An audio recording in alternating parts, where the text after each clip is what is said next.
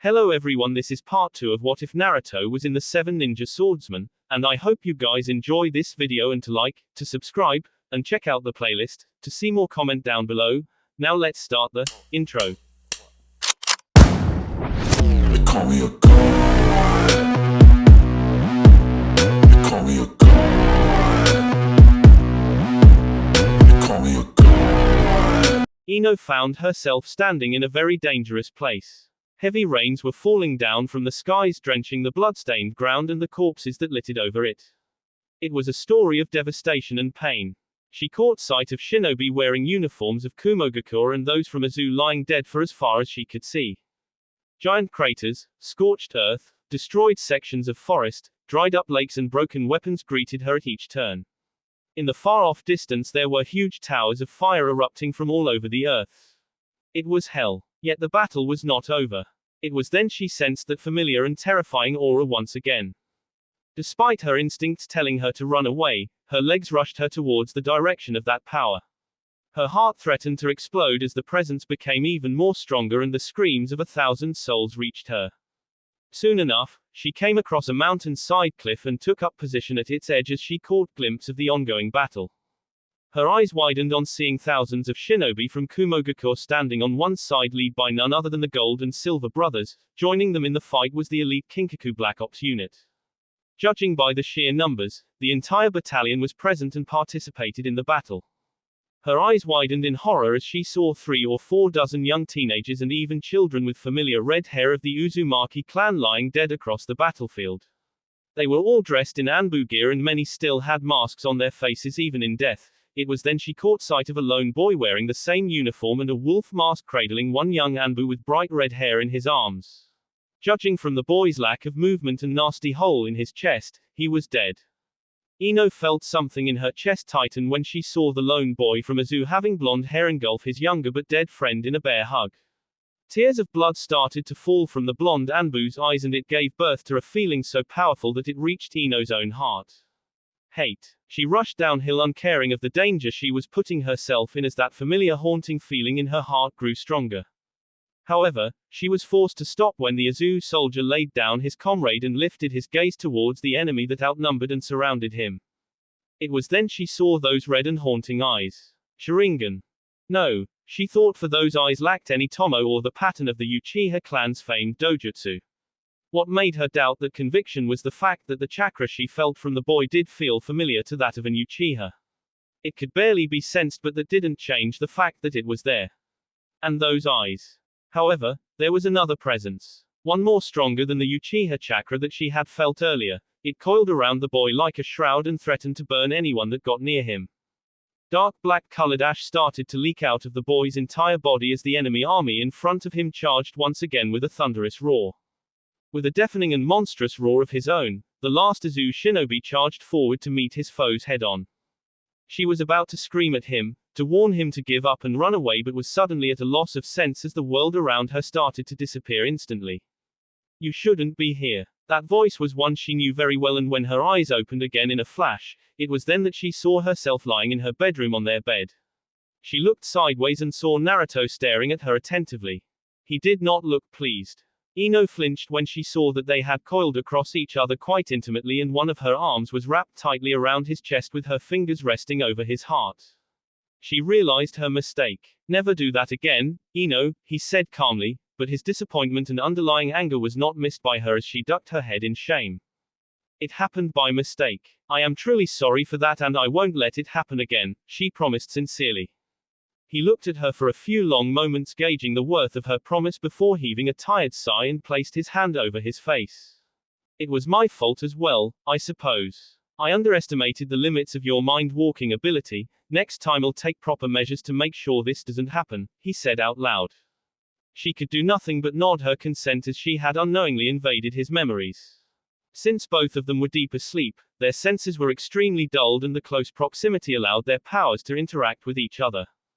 It wouldn't have been so horrible had they been true husband and wife, but in truth they were operatives serving different nations with secrets of their own. And she had just caught sight of one of his own. Was it true or a dream? "The things that I saw," she whispered, her fear had not yet subsided, and which was something that he didn't miss. And yet he chose to remain silent, neither confirming or denying her question. Instead, he disentangled himself from her gently and stepped towards the edge of the bed. He helped himself to a bottle of water lying at the table beside his side of the bed, and silence ensued in their room. Once he was done drinking his fill, he looked back towards her and gave her a much-needed reassuring smile. "It's all right," he said. She remained silent but at peace as he got up from their bed and walked bare-chested towards their wardrobe. A small smile came upon her lips as she thought about how they were strangers to each other in so many ways with their secrets, and yet they both were kind to each other, considerate of how the other felt. She could easily pretend to display such emotions with other people as she was trained to do so, but with Naruto those same feelings came to her naturally. She didn't have to pretend and could be herself with him, even if there existed a wide chasm between them, they both could understand each other. She cared for him, and in his own way he cared about her too.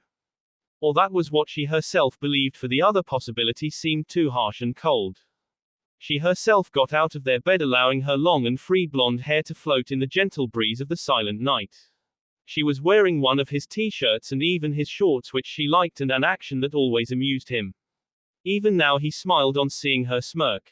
Her gaze caught sight of the clock, and that evaporated all her happy feelings. "You guys are going to do it, aren't you?" she asked in a resigned voice, making him look at her. "The orders have already been delivered by the Mizukage himself. You know I have no choice, besides I've wanted to do this for a long time," he confessed, as she stepped closer to him and placed her hand atop his. "Is it because of your past?" she asked. He just nodded, confirming her suspicions, but she chose not to push him on this topic any further if the memory she had unknowingly seen was any proof. "It's true that the Mizukage asked you and the other swordsmen to attack Osaka town by yourself. He wants to reinstate the fear and respect enjoyed by your group across the shinobi world, yet even so he had offered all of you the choice of taking Kiri's best fighters in battle with you if required. I knew most of the others from your group had refused the offer for reasons of their own, but why did you even refuse to offer me a chance to fight by your side when I had specifically said that to you earlier?" she asked, some anger and frustration seeping into her usually calm voice. She was further agitated when he didn't answer her question and instead went away to take a bath. Yet she didn't let it go and stubbornly waited until he returned. Even so, he was silent despite her attempts to make him answer. He remained silent until the very moment he adjusted the haori given to him by the Mizukage and his sword on his hip.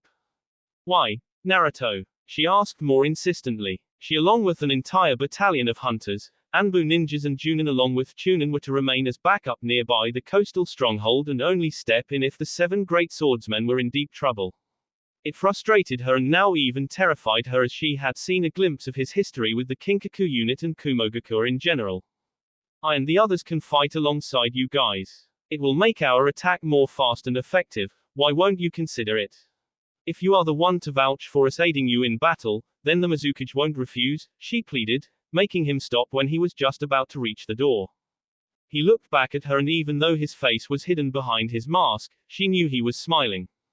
"You were always the optimist among us both. However, the world needs more people like you," he praised. "Why?" she asked again, refusing to be blinded by his praise. He blinked, and for a moment he saw them all once again, only for everyone to disappear when he opened his eyes. She didn't miss the way his fist clenched slightly and the way his shoulders slumped a little for a moment before he composed himself and looked back at her.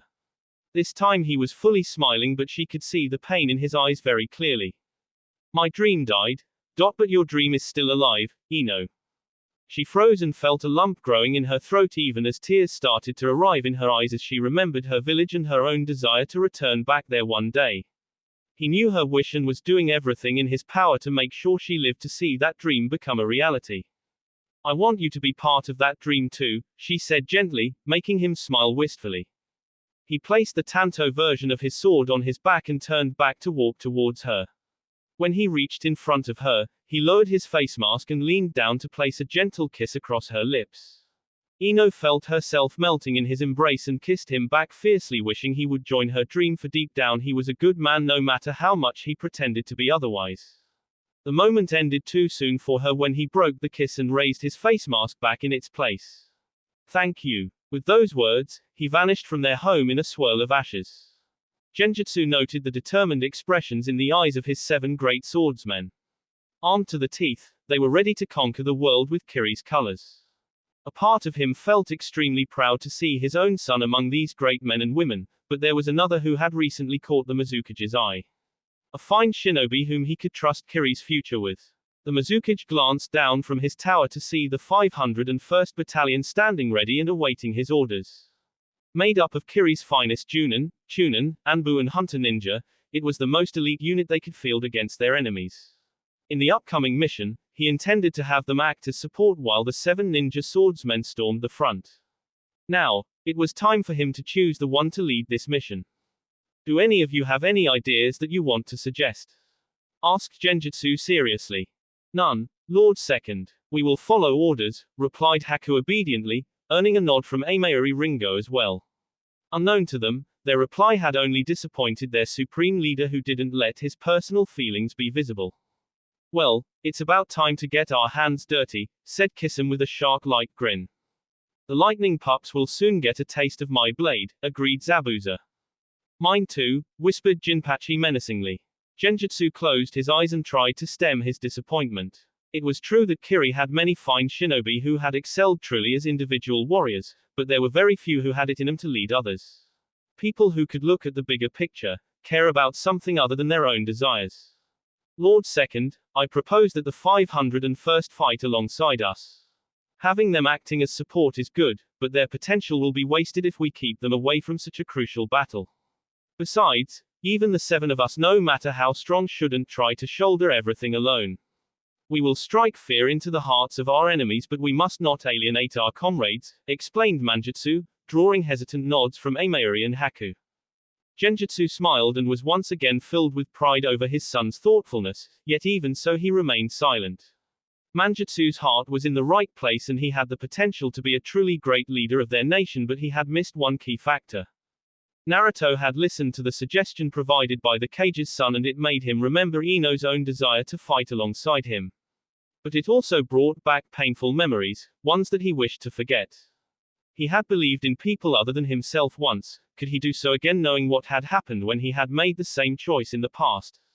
Yet when he thought about the alternative, there was not much choice. The 7 ninja swordsmen were a dangerous force, but not one of them except for Naruto himself had faced the Kinkaku and their allies. He alone knew what horrors that unit was capable of.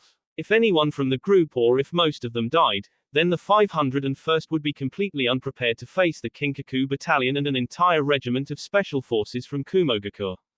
He looked at the hundreds of ninjas assembled below the tower. Many of them were so young and didn't deserve to suffer the fate that people whom Naruto himself had once cared about faced. The decision was made. Lord Second, I agree with Manjutsu. Even so, I still propose the 7 of us lead and battle the enemy at first. Our enemy are the Kinkaku and Kumo's finest black ops. It is imperative we who are strong battle them first and gather as much information as we can and do maximum damage. By collecting that intel, we can instruct our troops of the enemy's strengths and weaknesses. This way, when they do step into battle they are fully prepared and suffer minimum casualties, requested Naruto sincerely. Oi, and why the hell should we go to all that effort? They are not kids, but shinobi, barked Amayuri in protest. They'll just get in our way even if we do tell them, hissed Zabuza, earning nods from Kisum and Jinpachi. Naruto-san, time is of the essence. We cannot battle the Kinkaku battalion and the entire regiment of special ops forces while also taking care of our own comrades. At this rate, our mission may not prove much effective. I suggest we go ahead with Manjutsu's idea. The 501st is made up of our finest shinobi, they will know what to do, suggested Haku. Genjutsu watched as his son directly looked at Naruto. Are you afraid that we will lose people? But that is a part of being a shinobi, said Manjutsu calmly, but was surprised when Naruto shook his head. I know that. However, we are the 7 ninja swordsmen of the mist. We are Kiri's sword against its enemies, but we are also its shield. We need as many men as we can in this war. Most of all, we need to rebuild the trust of our troops back into the leadership. If it's too much trouble for you guys to instruct our men, then allow me to do that task, requested Naruto. Before anybody else could speak, Genjutsu cleared his throat, drawing their attention. I have heard what all of you had to say. Now hear my decision. Naruto blinked when the Mizukage directly looked at him without any doubt or hesitation in his gaze. Naruto, I name you commander of this mission with Manjutsu as your second in command, declared Genjutsu, much to the surprise of everyone including Naruto himself who had never thought the Mizukage would choose him to lead over his own son. By the looks of it, Manjutsu also didn't look very pleased if his clenched fist were any proof. Why not your own son, Lord Second? Asked Amayuri with a frown. Our warriors will follow Manjutsu. He is a proven fighter, argued Haku zealously. Not that it matters to us, but why the newbie? Lord Second? Asked Kisame curiously. Even Naruto who had remained silent was curious to hear as to what led the older man to make such a decision. Naruto is a proven battle commander. In the Anbu, he has led several missions against Kumogakure shinobi. He knows how they fight and operate. He is a strong warrior. But most of all he understands what it means to lead. A commander is not just responsible for the success of the mission but is also responsible for the safety of the troops under him.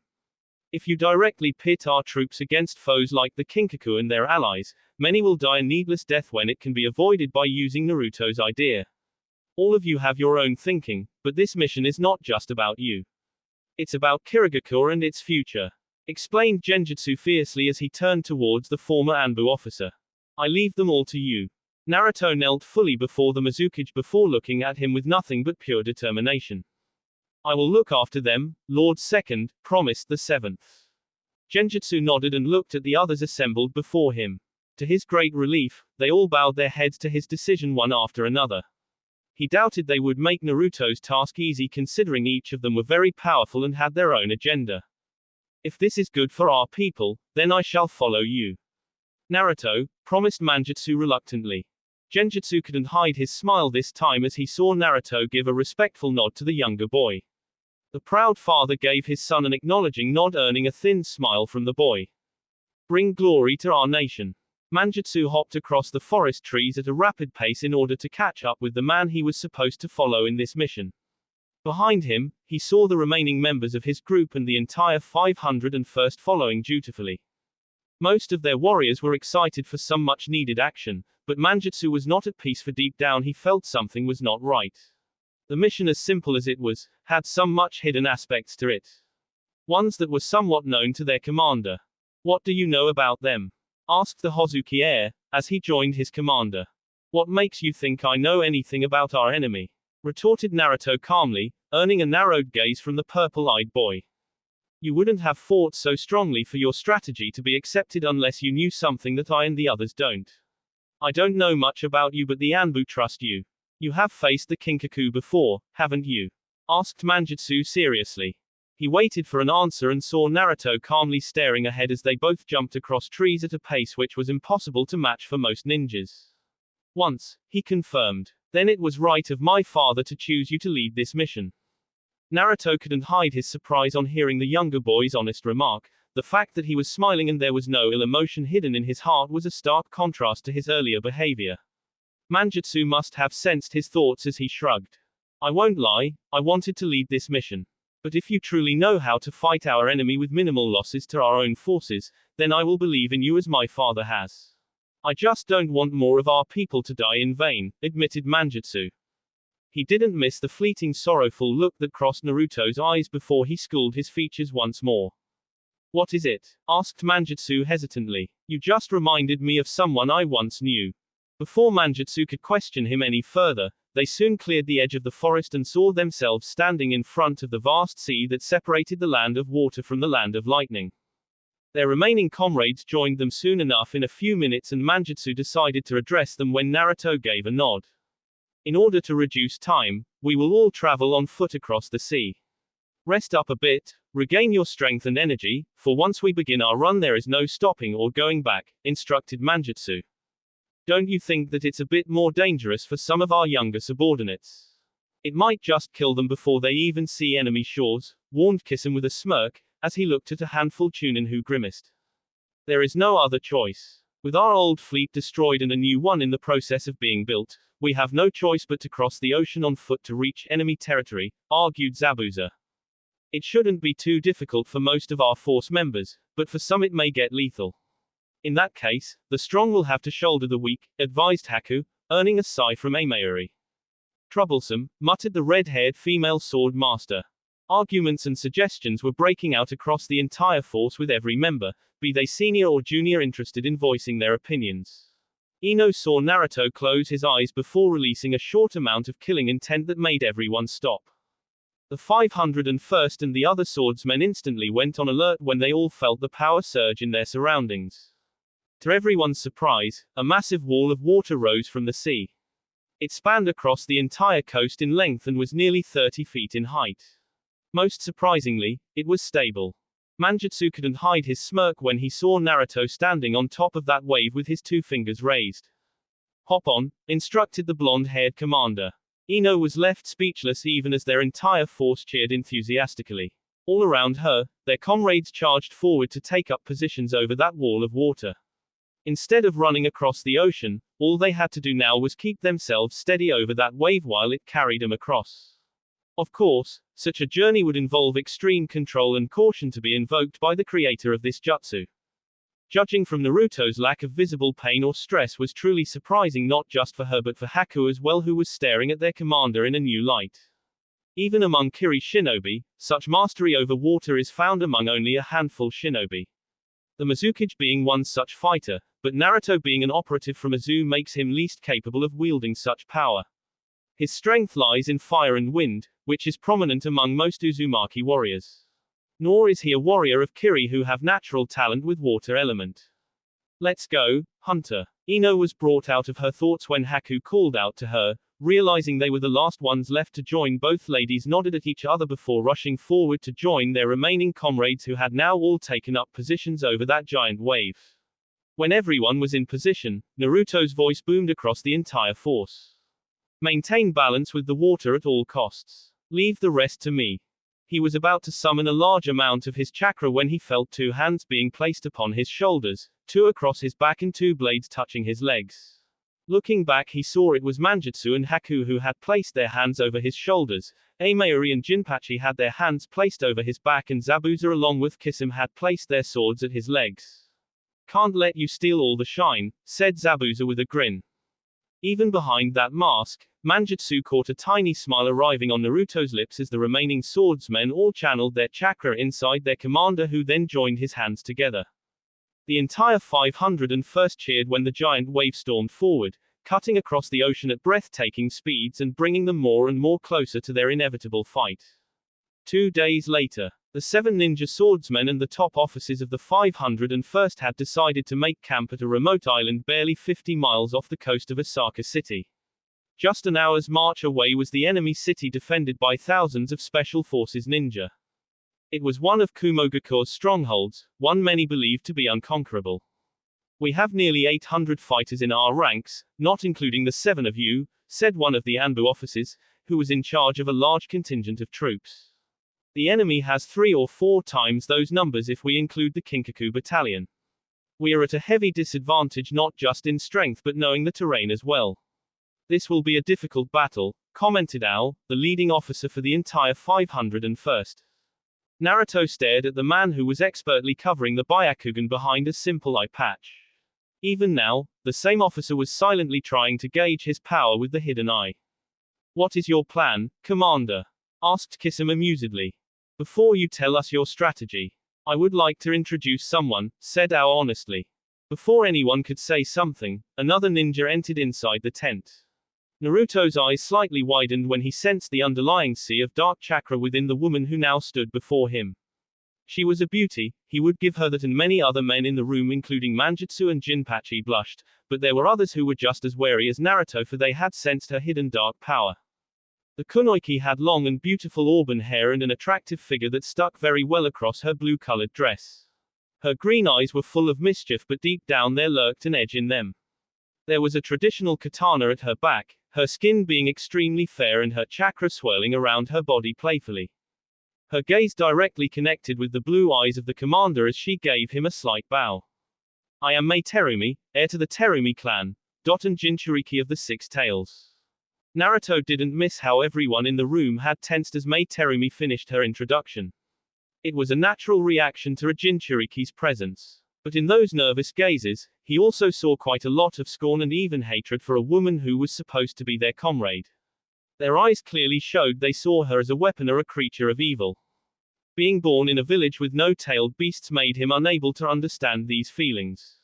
However, he could understand what it meant to be different from others. To have a power that made people fear you, he could understand that very well. No matter what the others say, for me you are a great shinobi. A faint smile came upon his lips as he remembered the heartwarming words of his little brother who had believed in him, loved him when everyone had given up on him. Maybe it was those connected feelings and shared bond that made him walk towards May, who was now kneeling before him.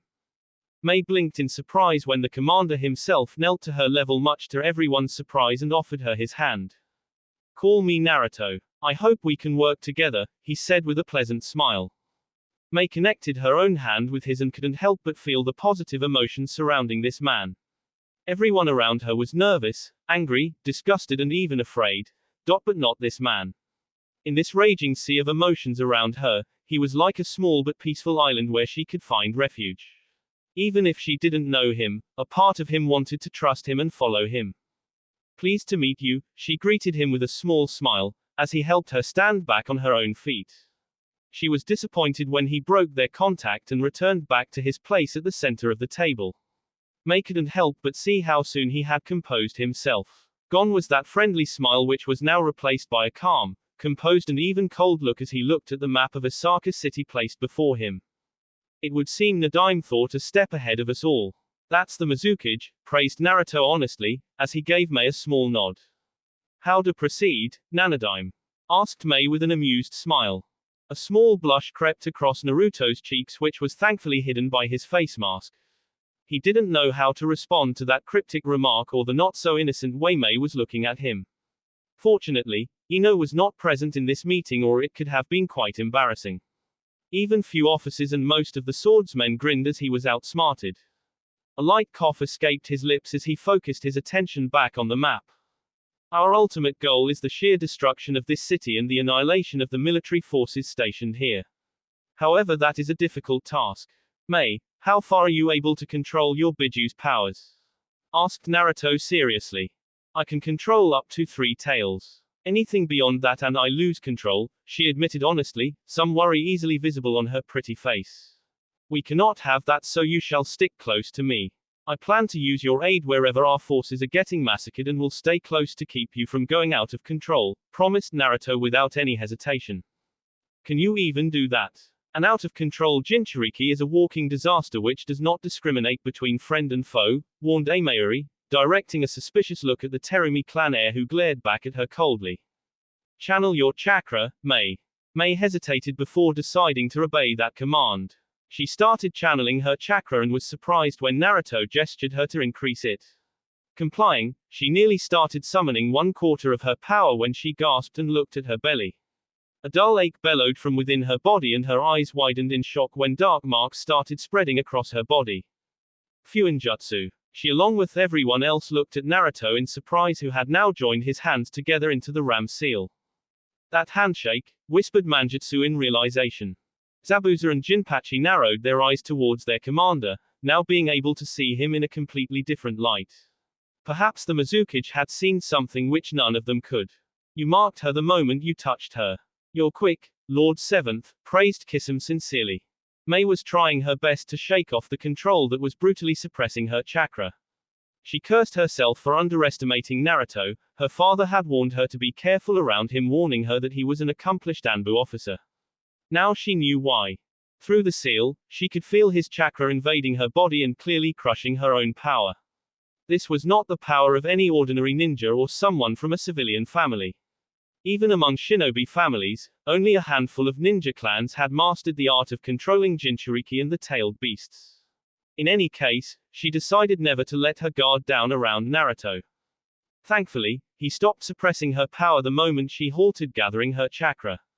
A small bead of sweat rolled down her forehead and she gritted her teeth in frustration on seeing Naruto looking unfazed as he focused back upon the map as if nothing had happened. Such was their difference in strength, even if she had the 6 tails power within her. Naruto studied the terrain carefully, as did the other officers around him.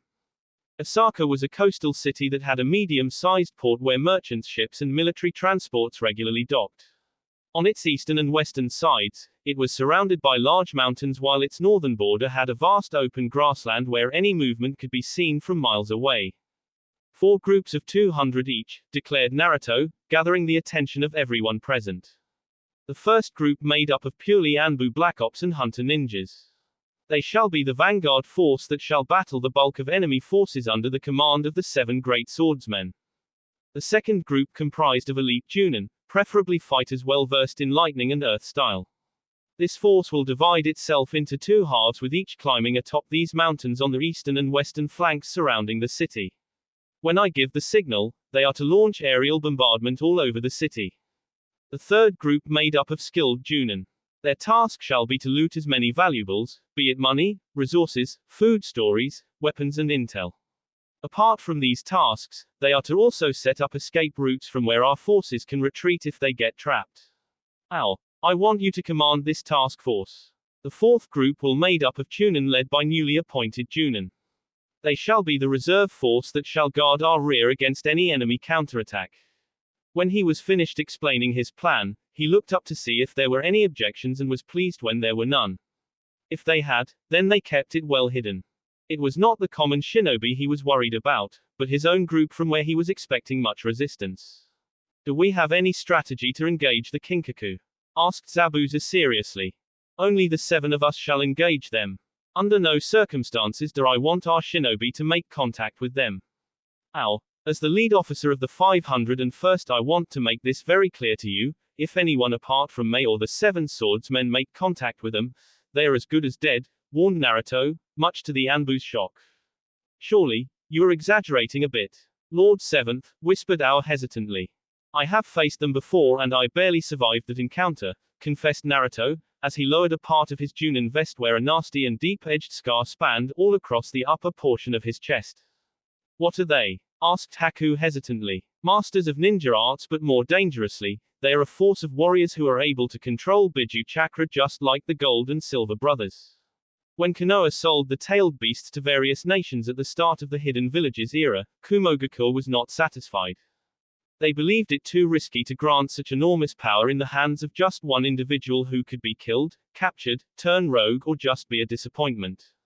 So they started a program where their most elite ninjas could also learn to control the tailed beast power to some extent. The Gold and Silver brothers who have the Kyuubi chakra in them were tasked with training this force.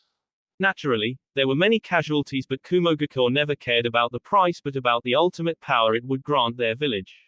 After a decade of experiments, they successfully bred an entire company of shinobi capable of using such power. That force is known as the Kinkaku, explained Naruto in detail. He looked across the room hoping these people took his words to heart or risked paying the ultimate price. Thankfully, most of them including the 7 swordsmen were considering his words quite seriously. If what you say is true, then we cannot let our forces battle against them, agreed Manjutsu. Even so, battles are truly unpredictable. If some of them manage to slip past us and head directly towards our forces, warned Haku. Then they'll all be, warned Amayuri, but was stopped when Naruto slammed his fist against the table. Along with the other common officers directly came face to face with the determined blue eyes as they stared into the very souls.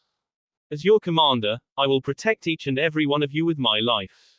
I won't let my comrades die at their hands, promised Naruto fiercely, hoping that they would believe in him. Not again. The Mizukage placed our lives in your hands, Lord 7th. I may not know you personally, but your eyes reflect your desire to protect the men under your command. I can respect that, and so we shall all believe in you, promised Ao with a small smile, much to Naruto's relief, who gave a nod of acknowledgement.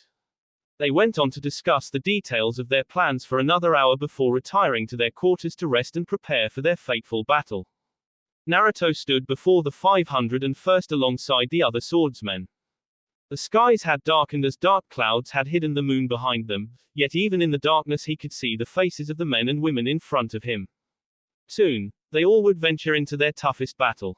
Many wouldn't come back alive, many would never be the same again. This battle would change them, for better or worse only time would tell. As their leader, it was his responsibility to make them ready for the obstacle in front of them. We're ready, Lord 7th, reported Ao confidently, as all 800 warriors stood at attention. I don't have much to say. I wish I knew each one of you personally and the opposite as well.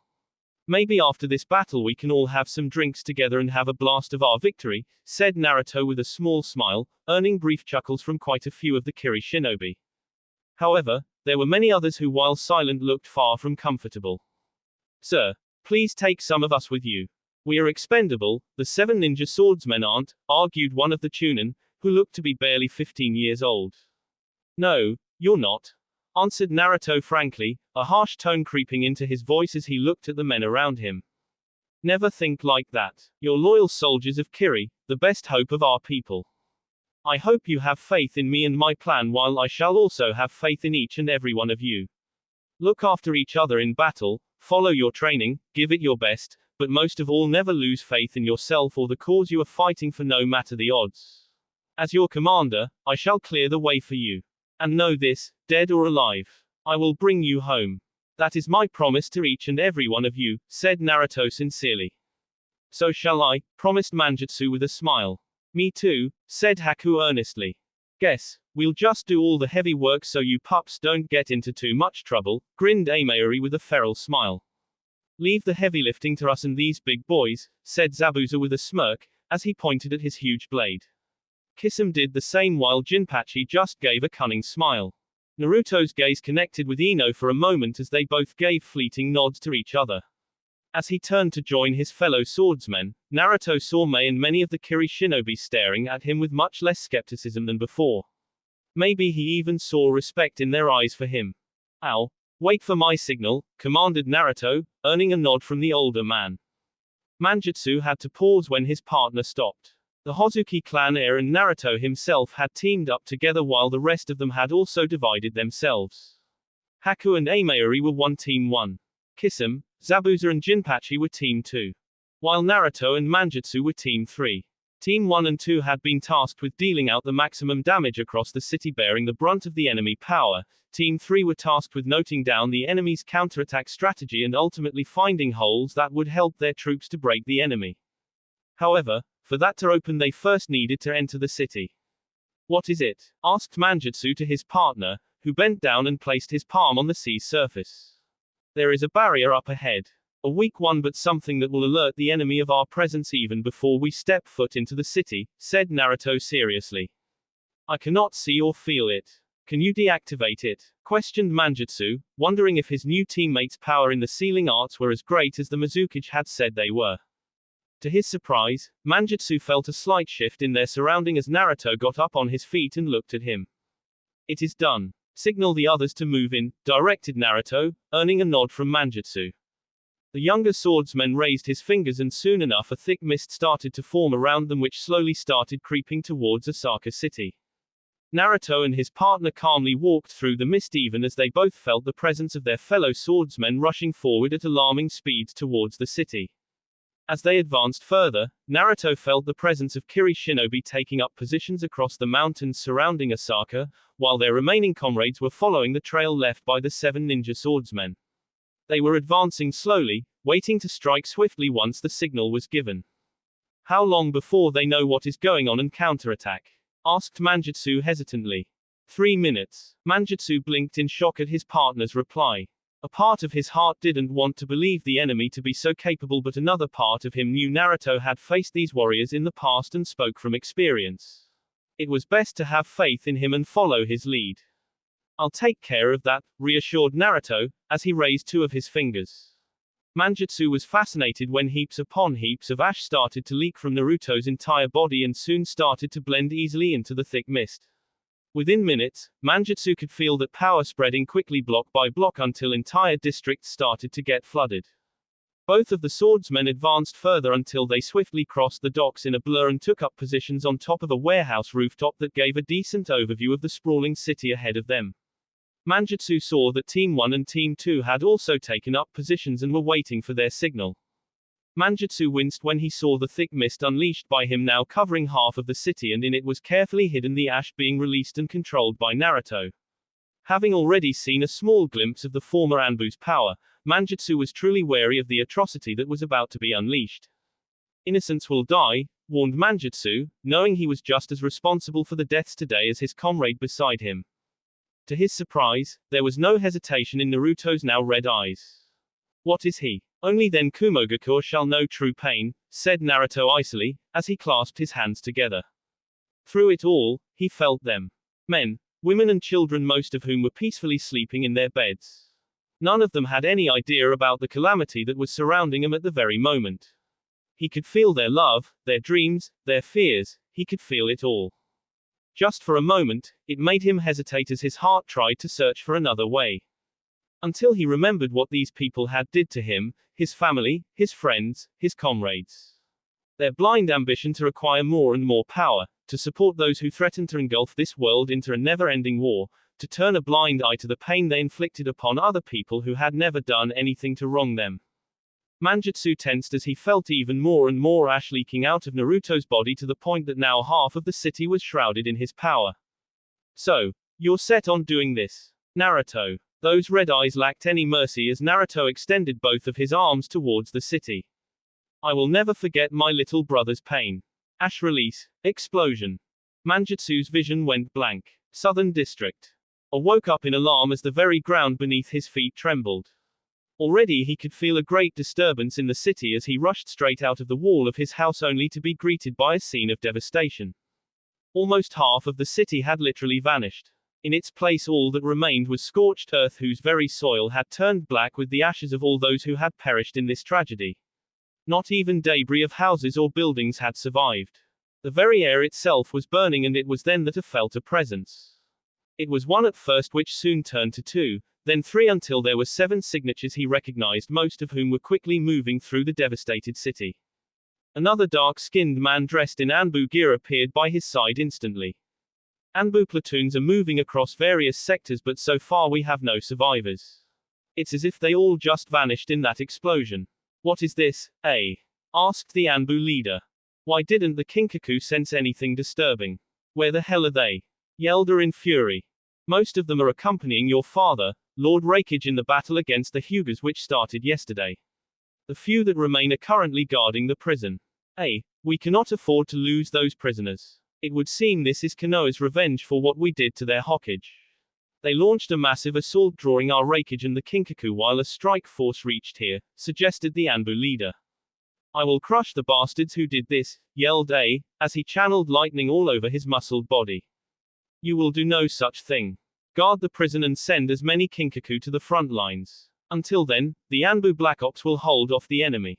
Those are the standing orders given to us by the Raikage before he left, and I will not allow you to disobey them, announced the demon-masked Anbu leader firmly. He clenched his fist when a foul chakra started to leak from the Anbu leader's body. His rough silver hair grew longer until it reached his waist, and the very man started to transform into the fox from whom he had derived his power. Kinkaku, make them pay, said he bitterly, as he vanished. Zabuza grinned maniacally when he saw literally hundreds of Anbu leap from each and every corner of the burning city. Kisame. Jinpachi. His 2 comrades laughed as Kisame went through a couple of hand seals while Jinpachi unleashed his own blade as the enemy forces got closer. Water style, water wave. Kisame unleashed a massive wave of water from his mouth that nearly swept the ash-ridden ground across all directions and made the Kumo Anbu halt their advance in favor of scrambling for cover. Hidden Mist Jutsu, Silent Death, whispered Zabuza. Jinpachi wildly jumped in the air, unleashing the full extent of his lethal sword as hundreds of explosive seals materialized across the blade. Before anybody could react, the world was deafened again in a series of explosions that tore dozens of Anbu to shreds and injuring several others fatally. Even more painful screams and hurried shouts followed as the mist only grew thicker as one after another more and more Anbu went silent. Zabuza grinned as he tore 2 female Anbu in half with his massive sword as he watched Kisame do the same to his enemies by shredding them to pieces. Both swordsmen vanished before the other Anbu around them could see or even sense them. A few sensory types barely managed to raise their blades but were horrified when their weapons were instantly destroyed against the mighty swords named Samehada and Kubokaribako. Across another part of the city, lightning clashed against lightning as Amayuri Ringo squared off against 2 entire platoons of Kumo Anbu. She looked to her left to see a dome of ice walls surrounding a squad of Anbu warriors. They tried to defend themselves as Haku showered them with poisoned needles. To her surprise, most of them were blocked by the expert swordsmanship of the Kumo shinobi.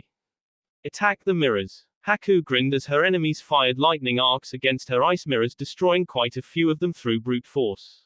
Seeing an opening, the Anbu tried to break free only to meet their end when Haku emerged from one of the nearby mirrors and her needle sword skewed her enemies' vital spots mercilessly, thereby ending their lives. However, her triumph was short-lived, as no matter how many she or Amayuri took down, more and more shinobi were approaching towards their location. Manjutsu had thought he had seen many horrors in his life. Growing up in Kiri should have made him strong enough to deal with the atrocities of their world, but nothing could have ever prepared him for what he was seeing right now. So many souls had perished instantly, most of whom didn't even know what happened as their lives were snuffed out. Half of the city had just turned to ash in the blink of an eye, and the one who had caused it was standing in front of Manjutsu, panting harshly. This was not an act of strategy or necessity, but one done out of deep-seated hatred. Why? Asked Manjutsu hesitantly, taking one step away from this man. It was as if he was staring at a different person who had come to life, taking over Naruto's body. Manjutsu could not believe that the man who had went so far to protect his own men would be willing to commit such a cruel act against civilians. This is my justice. If the many stay silent and allow the evil and corrupt to carry on unchecked, then this world shall never know peace. The citizens of this country stood by and supported the first Raikage who started the first great ninja war that caused so much pain. They stood by and allowed the second Raikage to be killed, a man who wanted peace not just for his own people but for the world. They allowed their soldiers to murder the second Hokage and are now supporting the third Raikage who is threatening to destroy our world with his ambition by causing more war. I will kill everyone in this city if that's what it takes for the people of this country to realize their mistakes, which has caused so much pain all over the world, explained Naruto tiredly. That will make you no different than the ones you hate, replied Manjutsu calmly, earning a bittersweet smile from his partner. My hands are already stained with so much blood. A little more wouldn't make a difference. Manjutsu, I know what I am doing is not noble. But this is the path I have chosen, said Naruto firmly, as he saw 1,000 Anbu now rushing towards the other swordsmen. The path of hatred that consumes your heart. Those eyes. I wonder if you are not somehow related to the Uchiha clan distantly. Wondered Manjutsu to himself. Manjutsu, it's time, ordered Naruto, as he unleashed several smoke bombs and threw them forcefully all over the city. The Anbu army halted their advance momentarily, fearing those bombs to be explosive in nature, but were relieved when all they released was red smoke. That relief soon turned to horror as the air around them started to whistle. Ginkaku couldn't see through the mist and smoke, but he could never forget that sound. Take cover. His warning was too late as all his men and women started screaming. The kunai, shuriken and explosive tags showed no mercy to anyone as they cut everyone and everything down in their path. A cold smirk appeared on Naruto's lips as he saw the bulk of Kumo's Anbu forces pinned down by precise fire of ninja weapons and explosives from the mountains surrounding them on the west and east, where now Kiri ninjas had taken positions. However, the Kumo Anbu had now consolidated themselves under a powerful barrier erected by a demon-masked Anbu. Even so, they had lost quite a few of their comrades in the surprise attack. You are just where I want you to be, Ginkaku. Naruto grabbed a fire rocket from his pouch and launched it in the air. As soon as the signal was given, the barrage of ninja weapons coming down from the mountains stopped. Before the Kumogakure shinobi could relax, they were now being bombarded by something more terrible than ninja weapons. Earth-style, carpet bombing, whispered Naruto. The few dozen Kiri shinobi that were skilled with Earth-style soon unleashed giant rocks from their mouths. The projectiles, already heavy in weight and large in shape, gained dangerous velocity as they rained down upon the trapped Anbu battalion from Kumogakure. Ginkaku roared as his once purple barrier turned red, increasing its strength and shaking off the onslaught of rock barrage. If not for his strength, the Anbu under his command would have suffered severe casualties. Even if they were being protected by the Silver Brother, the bulk of Osaka City's defensive force was currently trapped and unable to move. From the corner of his eye, Naruto saw the next part of his plan falling into place. He gestured to the mountain core to continue bombarding the trapped Kumo forces as he looked at Manjutsu, who now was leading the vanguard of their force. Surround them from all sides. Once that is done, I'll stop the bombardment. They'll be sloppy and out of shape for a few moments. That is your window to use the mist to inflict maximum casualties. Leave their commander to me, instructed Naruto, earning a grim nod from Manjutsu. Charge. Naruto watched as the Mizukage's only son lead the bulk of their own Anbu and hunter forces expertly. The other swordsmen joined him as they had massacred the initial defense force that had tried to stop him. Now with the bulk of their forces trapped, Kumogakur was in a bad position. Ow. Go and carry out your mission. Take everything of value from this city and make sure to prepare the contingency for when the Kinkaku arrive, ordered Naruto. It will be done, Lord Seventh, agreed the Anbu, as he bowed before commanding his force to move out. Naruto saw the rearguard of his forces had taken up positions across the docks and the outer sea, preventing any enemy force to surround them from behind. He looked to the front lines where the vanguard and the other swordsmen had now begun to surround the trapped Kumo forces. Somewhere in that mess was his wife. A part of him had not wanted to put her in danger, but knowing she would have hated him for stopping her from participating in that conflict had made him relent. It would seem your strategy is going exactly as planned. Even more better in my opinion, Lord Seventh, complimented a feminine voice. Do you approve of this? Asked Naruto curiously, earning a shrug from Mei Terumi. It is brutal but has practically crushed our enemy and saved our own losses to an extent. As our commander, my respect for you has increased. But as a human, what you have done here is unforgivable, whispered Mei, as she looked at half of the city which had now turned to ash. She watched as Naruto gave a nod accepting her judgment, which made her wonder what had this man gone through in life to make him capable of doing something like this and still be able to fight. She watched him give the command that halted the bombardment from their forces stationed on the mountains just as the conflict erupted fully between their vanguard, who descended upon the Kumogakur Anbu forces that tried to escape from the barrier. However, their victory was short-lived when they saw hundreds upon hundreds of Anbu forces emerging from secret bunkers hidden underground.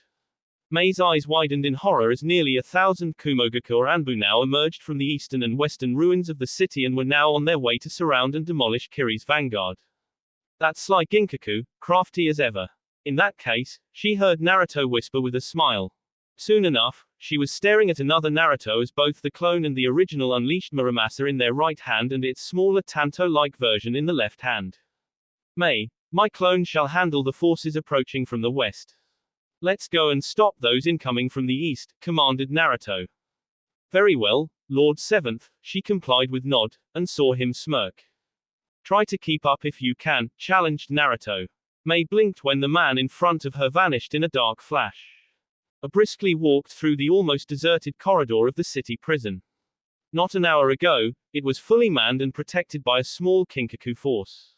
But now most of them were gone, commanded by himself to go and defend the city against the enemy invaders. The dark-skinned man didn't know how the enemy managed to not just reach them but launch such a surprise attack as well. And only one man in A's opinion could have the answers to the questions he had. He slammed the door to the prison cell wide open and was relieved to see the older man still tied to the cross. Nearly 100 seals were imprinted all across the cell, many upon the man's own body to stop him from ever being a threat again. He was wearing nothing but dark pants while the rest of his body was fully exposed. His chest a picture of the horrors inflicted by the Kinkaku as they tried to extract maximum information from the man who was considered to be one of the most powerful shinobi in the world. Yet even so, most of his wounds healed quickly with only scars remaining that showed what he had endured. However, it was his mind that fascinated A. Having endured weeks of torture, starvation, nearly being drowned over and over again, assaulted by illusions of his loved ones being killed, this man had refused to break, never divulging a single secret of his village. I could not help but respect and fear that strength. You seem to be in trouble, whispered the older man with a light cough. You on the other hand seem almost happy. Tell me, what do you know about this attack? Demanded A. The prisoner with stark white hair gave him one of the coldest smiles that I had ever seen in his life. What do you know? Senju Tobarama. That will be it for this video. If you want more, comment down below, like, subscribe. And see you guys later.